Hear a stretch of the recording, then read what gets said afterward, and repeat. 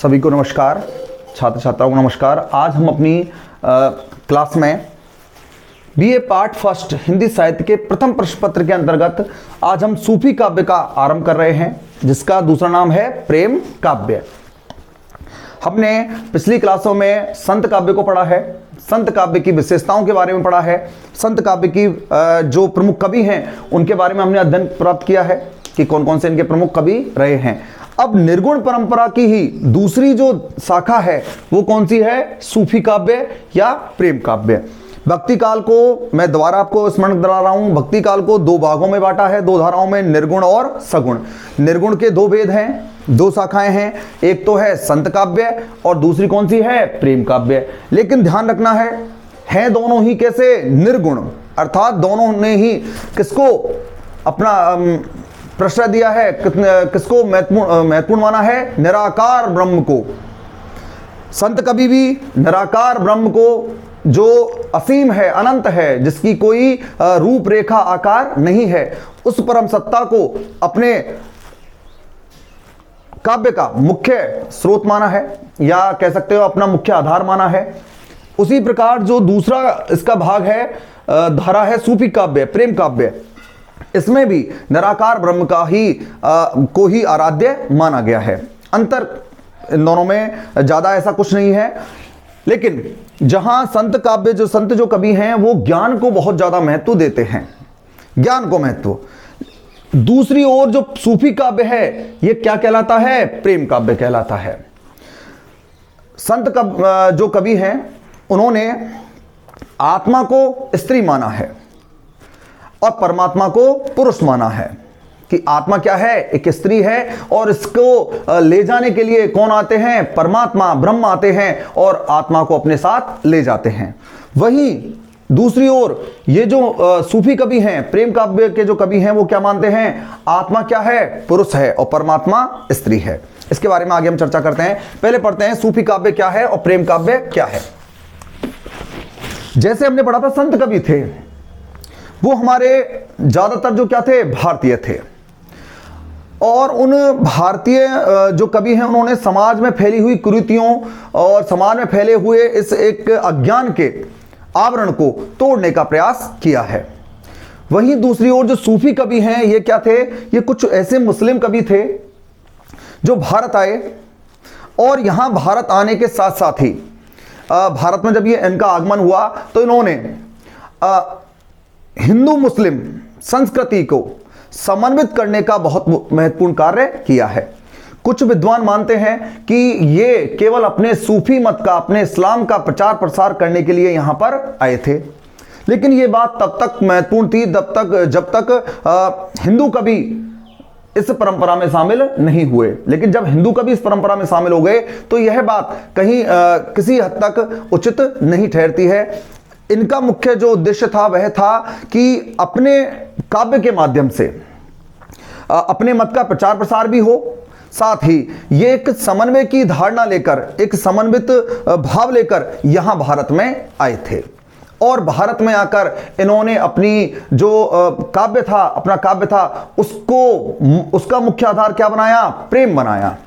इसलिए प्रेम बनाने के साथ साथ इन्होंने अपने काव्य में भारतीय प्रेम कथाओं को अपनी कथा का, अपने काव्य का मुख्य स्रोत बनाया।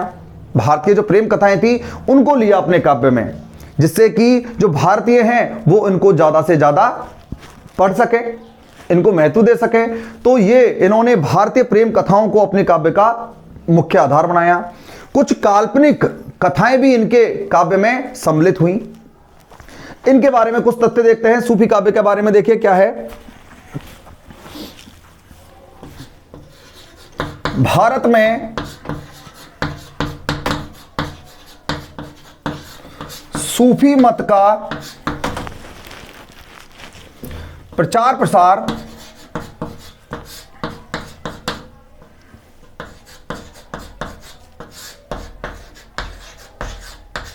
बारहवीं शताब्दी में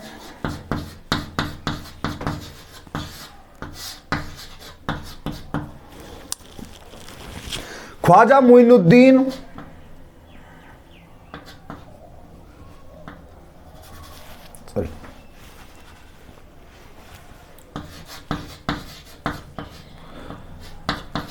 ख्वाजा मुइनुद्दीन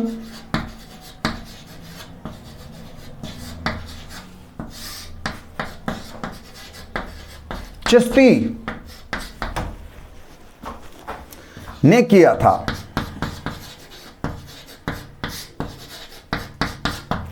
कि भारत में सूफी मत का प्रचार प्रसार किसने शुरू किया? 12वीं शताब्दी में ख्वाजा मुइनुद्दीन चिश्ती ने यहां पर सूफी मत का प्रचार प्रसार शुरू किया। अब देखिए यहां पर शब्द आता है सूफी। ये सूफी शब्द है क्या? सूफी शब्द से जो अर्थ है, इसके विभिन्न प्रकार के अर्थ आते हैं। सूफ का अर्थ जो होता है वह ऊन भी होता है। सफ या सफा का अर्थ क्या होता है? पंक्ति भी होता है। और हम कह सकते हैं कि एक प्रकार से चबूतरे के अर्थ में भी इसका प्रयोग किया जाता है। तो जो सूफी शब्द है उसका हम कह सकते हैं कि ऐसा आवरण धारण करने वाले व्यक्ति जो अपने शरीर पर ऊन के वस्त्र धारण करते थे और अपने अल्लाह ईश्वर या अपने मत का प्रचार प्रसार करने के लिए जगह जगह घूमा फिरा करते थे। तो वे अपने मत का प्रचार प्रसार करने के लिए जब जगह जगह घूमा करते थे तो इससे उन्होंने समाज में फैली हुई विषमताओं पर प्रहार किया, विषमताओं का विरोध किया, साथ ही अपने काव्य के माध्यम से प्रेम की अविरल धारा को भी प्रवाहित किया है। तो सबसे पहले हमने देखा कि भारत में सूफी मत का प्रचार प्रसार 12वीं शताब्दी में किसने किया? ख्वाजा मुइनुद्दीन चिश्ती ने किया। अब देखते हैं आगे इसके बारे में कुछ तथ्य कि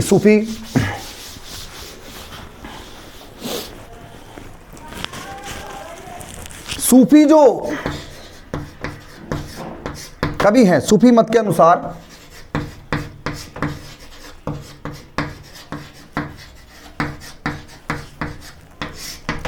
आत्मा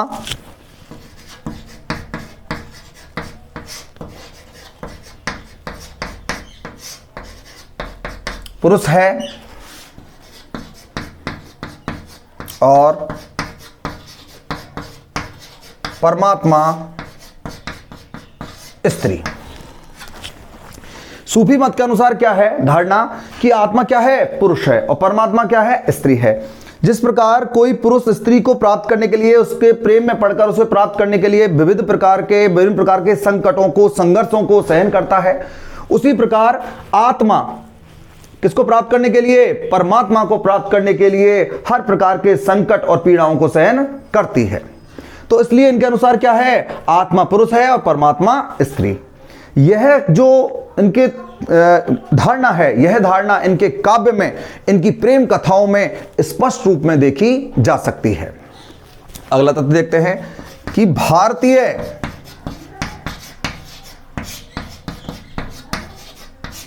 प्रेम कथाओं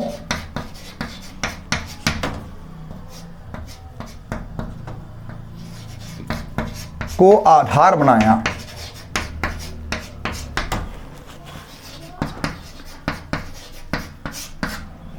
देखिए इन्होंने अपने मत के प्रचार प्रसार करने के साथ साथ अपने काव्य को आम लोगों तक पहुंचाने के लिए क्या किया? भारतीय प्रेम कथाओं को अपने काव्य का क्या बनाया? मुख्य आधार बनाया। कि जब ये काव्य लिखने लगे तो उन्होंने कहा कि भाई कि इनकी जो भाषा थी वो इनकी लिपि फारसी थी और भाषा में भी थोड़ा अंतर था, तो इन्होंने भाषा के क्षेत्र में भी क्या किया? अवधी को अपनाया। इनके जो काव्य है, इनकी जो रचना है किस भाषा में है? अवधी में है। साथ ही अवधी को अपनाने के साथ साथ इन्होंने भारतीय प्रेम कथाओं को अपने काव्य का मुख्य स्रोत बनाया, जिससे कि आम लोगों तक उनकी कथाएं पहुंच सकें। इसलिए यहां पर क्या है? ये क्या मानते हैं सूफी मत के अनुसार? आत्मा क्या है? पुरुष है, परमात्मा स्त्री। भारतीय प्रेम कथाओं को क्या बनाया इन्होंने? आधार बनाया है। तो ये इनके बारे में तथ्य है कि सूफी मत का प्रचार प्रसार करने के साथ साथ ये अपने समाज में फैली हुई असमानता को दूर करने के लिए समन्वय का भाव लेकर ये प्रेम की धारा को अविरल रूप से प्रवाहित करते हुए नजर आते हैं। ये कौन सा काव्य है? सूफी काव्य है, जिसका दूसरा नाम क्या है? प्रेम काव्य है। तो प्रेम सूफी काव्य के अंतर्गत आज हमने क्या देखा है, क्या पढ़ रहे हैं हम कि यह किसकी धारा है? निर्गुण काव्य धारा की दूसरी शाखा है, जिसका नाम है सूफी काव्य या प्रेम काव्य। अब देखते हैं आगे इसके बारे में